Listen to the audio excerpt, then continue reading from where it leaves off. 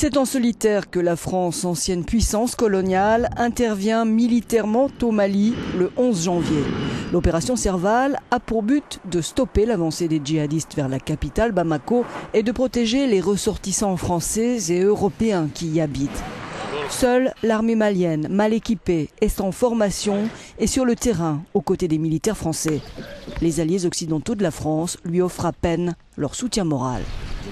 Paris a dû demander à l'Espagne l'autorisation de survoler son espace aérien. Alger a dû faire de même. Certains, comme les États-Unis, vont fournir un soutien, notamment en transportant des troupes et du matériel. Les États-Unis sont engagés dans un soutien logistique et de renseignement avec l'armée française. Pas d'opération de combat, a précisé ce colonel américain.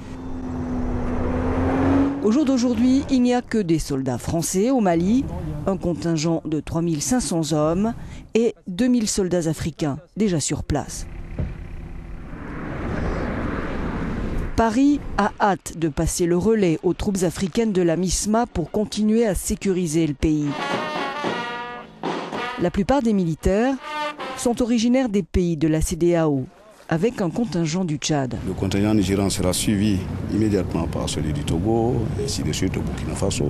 Tout le monde arrive. Le Niger également, ainsi de suite. Sont donc mis à contribution le Sénégal, la Guinée, la Côte d'Ivoire, le Ghana, le Togo, le Bénin, le Burkina Faso, le Niger, dont les apports varient entre 120 et 730 hommes, et puis le Nigeria avec 1200 soldats et le Tchad, 2000. Le déploiement de ces troupes a bien commencé, comme ici un contingent nigérian qui traverse la frontière lundi dernier. Au total, la MISMA aura près de 8850 soldats, dont la plus grosse partie sont encore attendus. 2000 sont déjà sur le terrain. Le coût total de la MISMA est estimé à 740 millions d'euros.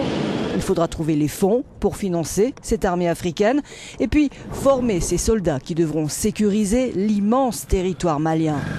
Avec, face à eux, un ennemi devenu invisible, car mêlé aux populations locales ou caché dans les grottes des montagnes, près de la frontière algérienne.